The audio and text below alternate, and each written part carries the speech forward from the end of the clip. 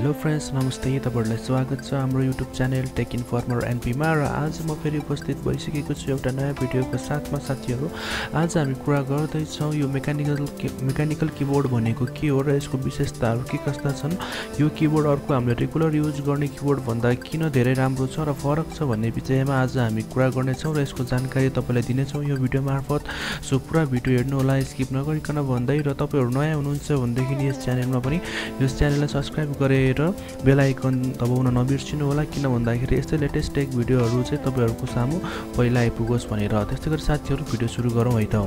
Mechanical keyboard भनेको एउटा यस्तो किबोर्ड हो जसको चाहिँ प्रत्येक बटममा चाहिँ एउटा मेकानिजम फिट गरेको हुन्छ। यसमा स्प्रिङ पनि हुन्छ, यसमा लिभर पनि हुन्छ, यसमा हरेक स्विच हुनेछ। यसमा चाहिँ हरेक बटममा चाहिँ हामीले प्रेस गर्दाखेरि चाहिँ त्यो 100% नै प्रेस भएर जुन लेटर हामीले प्रेस गरेका छौं, जुन बटम प्रेस गरेका छौं त्यो बटम 100% प्रेस हुन्छ यसमा।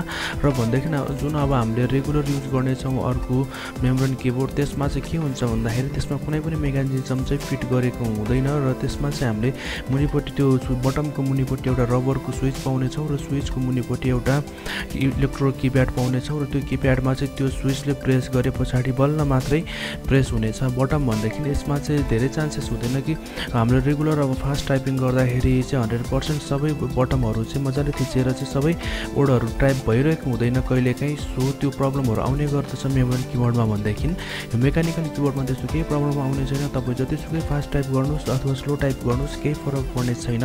यसमा तपाईले जुन बटम क्लिक गर्नुहुनेछ त्यही बटम चाहिँ मजाले क्लिक हुनेछ र यसमा प्रत्येक हरेक मेकानिजम पनि फिट गरेको हुनाको कारणले गर्दाखेरि तपाईलाई चाहिँ यसमा राम्रो एक्सपिरियन्स पाउनु हुनेछ तपाईले जुन नर्मल किबोर्ड भन्दाखेरि। र यो किबोर्ड पनि तपाईले चाहिँ बजारमा चाहिँ सस्तो प्राइसदेखि लिएर महँगो प्राइसमा पनि पाउन सक्नुहुनेछ र त्यो कम्पनी र क्वालिटी हेरेर हुनेछ मेकानिकल किबोर्डमा पनि।